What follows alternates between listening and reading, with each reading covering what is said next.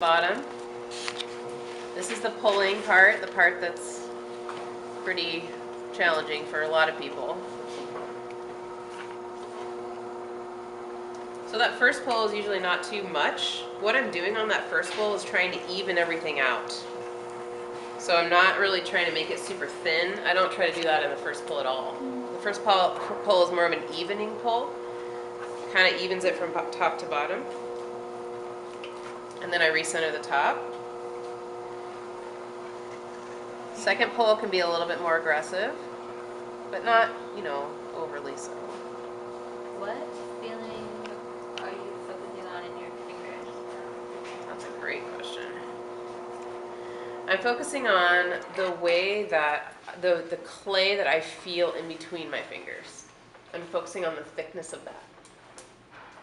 So I don't really focus on my fingers at all. I'm really focusing on the feeling between my fingers. So your right hand is like this.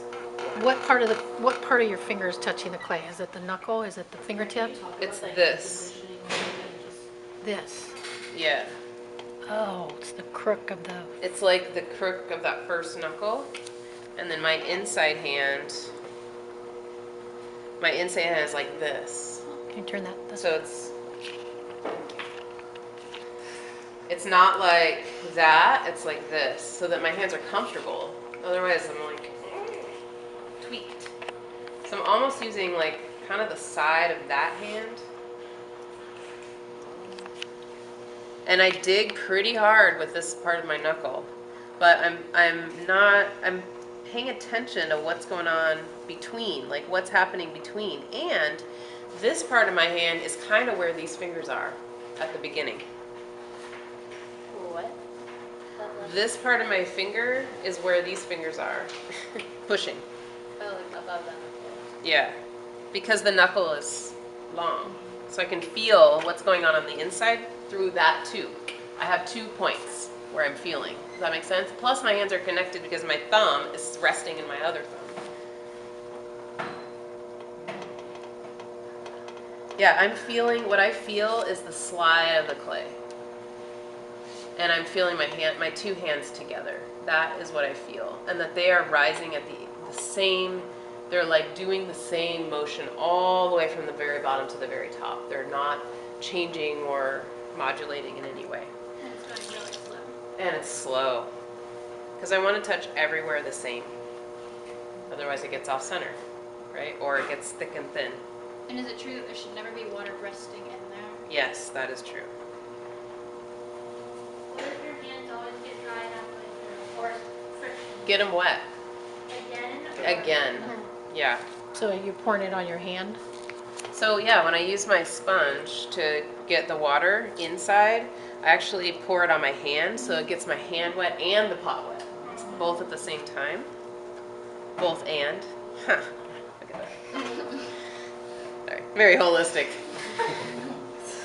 Sorry. It's cool, actually. Okay. I would love to hear more about your metaphors that you guys are thinking about, too. Okay. So in order to make it get wider, what do we do? What did I do? I mean, I kind of did it already. What did I do? I mean, when I'm pulling, what do I do? What kind of angle? Out. So I allow my hands to move towards the out. Yeah? After. Like this is an aftermath decision. Well, I have to decide, I have to know a little bit because I need to have it to be thick enough. If I want it to go out, I need to allow a little bit of thickness in order for it to go out, The right? walls to be thicker. Right, because otherwise and it's not because they have to stay thicker, it's because as I move out, they're going to get thinner. They will stretch. And the same is true of going skinnier. If they go skinnier, then they get thicker. Yeah? Okay, how do I bring something in now? If I get it out like this, what do I do? And I don't want it like that. Like, Yeah. so you can take your goalpost and be see how slow the wheel's going? If I speed the wheel up, it'll buckle for sure. This is like a sure time way for buckling to happen. Sure place. So you're starting like midway up and then like pulling towards the top. Yep. If I go all the way to the bottom, this is like a physics issue, right? If I go all the way to the bottom and start moving it in, what happens? Crumple. Exactly. The top is like, whoa, you don't give me anything to rest on anymore, right? So you got to bring it in slow. And if you try to bring it in too fast, it will definitely buckle.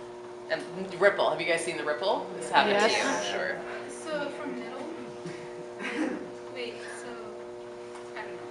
So is it from middle or like, I mean, you're putting, So I started about right here, and I did the top, and then I went a little lower and did it all the way up, and I went a little lower and did it all the way up.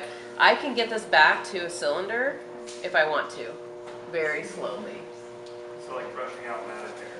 What? So like start at the end. Brushing out matted hair. I love that. Yes, that's exactly what it's like. If you want to give it like a bit of a belly, do you just not go any lower? Yeah. So let's say I have a cylinder like this, and I actually want a belly. Okay. But I don't want the top to be wide. So to do that, I'm gonna start inside. Now, do you see how my inside hand is pushing out? And my outside hand is being pretty gentle. It's holding it, but not doing a lot. Now that's kind of vasey, yeah? Or, you know, that kind of like typical vasey shape that I have in my head when I think vase, like this is the shape.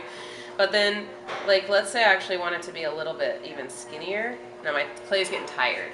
I can feel that it's like, I want to buckle so bad. I'm like, no, just wait. Okay, but I can give it some stability by actually throwing the top now. A little bit. That recompresses the top. Since I made it big and then I made it small and now I'm asking it to get smaller, it's like, whoa!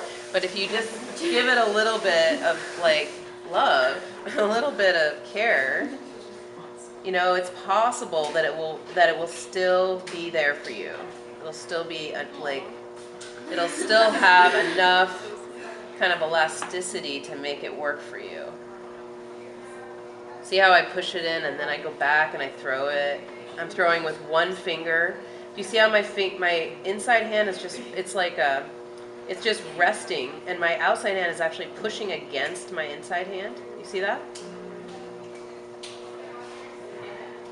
And then what if I want just like a little, do that. I brought all these like weird tools too. I mean, think about if you have like an old, you know, Dick Blick card or Amazon card or something, you can, this might not turn out pretty, but you know, I don't know, I'm just experimenting. You can use it, cut shapes in it.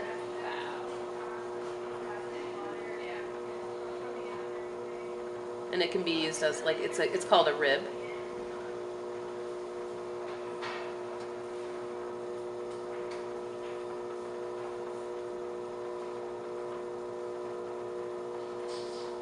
I'm worried a little bit about this lip because I don't want anything to be flat or it just falls. So I'm a little concerned that I made that too flat. But if I did, it'll fall. When would it fall right now, or? It could fall right now or like right now since I'm gonna actually put my hand in there. Or it might not fall. Well, let's say I wanted to make that spot a little crisper. I could use just a card or my rib to do that.